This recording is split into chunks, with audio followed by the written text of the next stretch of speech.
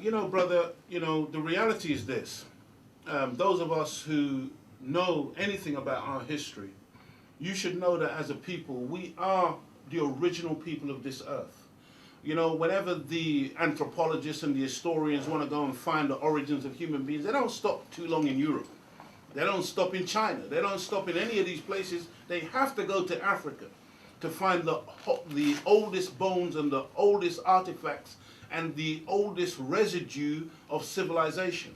When they study into our civilizations, they see that we were doing, huge things in terms of civilization way back hundreds and thousands of years ago that are still to this day unexplained. And so therefore, this idea, this notion that black people are these inferior people that were found in Africa with a bone in our nose swinging through the trees, this is perpetrating an absolute fraud. The reality is that we were taught that we were savages and that they brought us out of Africa and they had to teach us civilization. Well, you don't take a savage and put a savage in your kitchen to cook your food. But that's what we did. We cooked the food. Why would you put us in your kitchen to cook your food? Because we could cook. You see, and cooking is an absolute science and it's an absolute skill. Why did you use us to build all of your institution? Because we were the builders. Why? But this lie has been told, brother, that black people are nothing. And so therefore, you have to look at the liar. And you have to ask yourself, if you are superior in truth, why would you have to tell so many lies? Why are you constantly pointing that finger at other people? Because we all know that when you're pointing that finger, there's three fingers pointing backwards. Yes, sir. And so when somebody has an inferiority complex, they often have to pretend superiority. And so this is where that statement comes from. The reality is that as a people, we are not inferior, brother. We are the original people of the earth. In fact, I go further. We are directly related to the creator of the heavens and the earth. Black people are God's people. And this is a secret that many black people don't know and that the enemy of our rise knows. And that's why he is constantly working to disenfranchise us, keep us destroyed as a human reality so that we won't realize our potential. We as a people, brother, we are the most awesome people ever to walk foot on this planet. And, one of the reasons why the Nation of Islam is so hated is because we tell this truth. And when we tell this truth to the youth and to black people in general, you see a complete transformation of our people. We change overnight, brother, because when we know that we are not this useless, idiotic thing that we have been told all our lives that we are, then you see something happen to us because the Spirit of God that's in us, brother, moves us and we can make a change. And I say again, it's important. The Honorable Elijah Muhammad, who's the spiritual father of the Nation of Islam, he teaches us that history is best qualified to reward our research.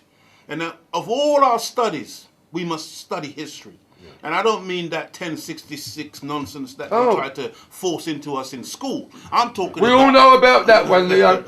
I'm talking about real history, brother. The real history. The people who taught civilization, the people who taught mathematics. Look at the British school curriculum, brother. Look at what we're taught. We're taught that the British were savages, but that some Romans came and taught them how to build roads, how to bath, and how to do various things that brought them into a level, a modicum of civilization. Go back and study the Romans. The Romans tell you that the Greeks taught them civilization. Go back and study the Greeks. The Greeks tell you that they went to Africa, Kemet, to get their knowledge, wisdom, and understanding. So that alone tells you who is the father of civilization, who is the teacher. And brother, the world that we live in today is in big time trouble. And guess what? It's going to remain in trouble until the rightful heirs, till the rightful rulers retake our place, which is to sit on top of this mess and clean it up. The black man and black woman, brother, we are God's people, and we are the people who the scripture says, as it was in the beginning, so shall it be in the ending. And until we retake our place, the world will continue to be in the terrible condition that it's in. Brother Leo, that's absolutely brilliant. What you're saying. How would you say, as a people, then we're going to take our place and find our place? I've heard some of your speeches returning to Africa and seeing you talking about land reform in Zimbabwe. And I thought also other things that might sort of some about this is that you was not slagging off Mandela, but saying some things about Mandela and saying that you love Robert Mugabe. I mean, could you expand on that and tell us what you meant by some of the comments that you and Winnie Mandela, which I've. Well, the first aspect of that question, brother, I think that needs to be addressed is how. You know, how are we going to retake our place? You know, brother, there's a scripture in the Bible that says, my people are destroyed for the lack of knowledge.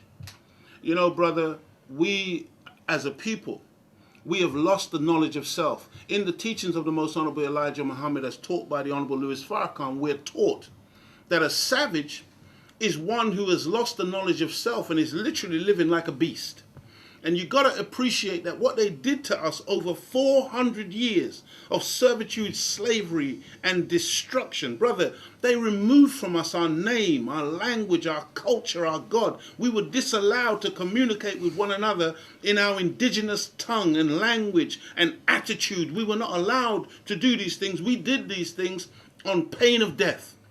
And so, brother, in that process, if you understand the mathematical reality of a man being imprisoned for 5 or 10 or 15 or 20 years, they call him institutionalized. And many people who find themselves incarcerated and then released after that period of time, they struggle to cope with society. The traffic is moving too fast. They don't know, they're not used to turning their light on and off for themselves, getting their own food, paying rent, and all of these things, because these things are done for you in the prison. You become institutionalized. That's after 5, 10, 15, 20 years. 400 years of the institution of slavery reduced black people to the level of beasts of the fields, where we had no intelligence of our own to make our own decisions and to develop ourselves as humanity.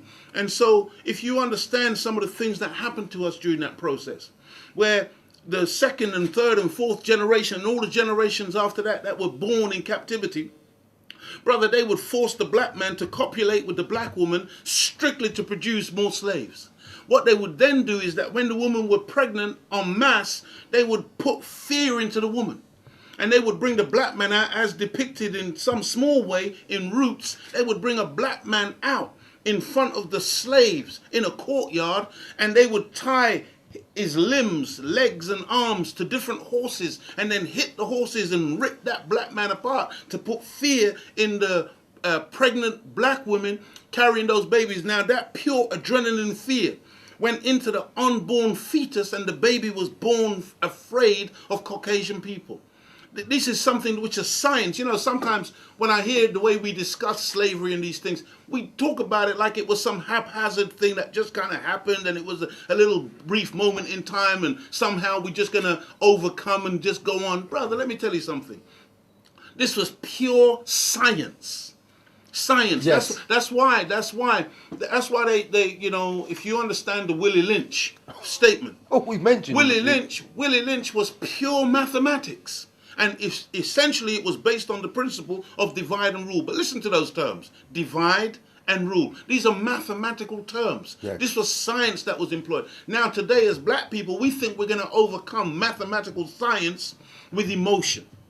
No justice, no peace. It ain't happening, brother. Oh. See, until we develop a mathematical theology, a mathematical way of dealing with mathematics, only superior mathematics can overcome mathematics. But how will we overcome their army? I've heard you also talk about a black man's army. Mathematically, we need an army.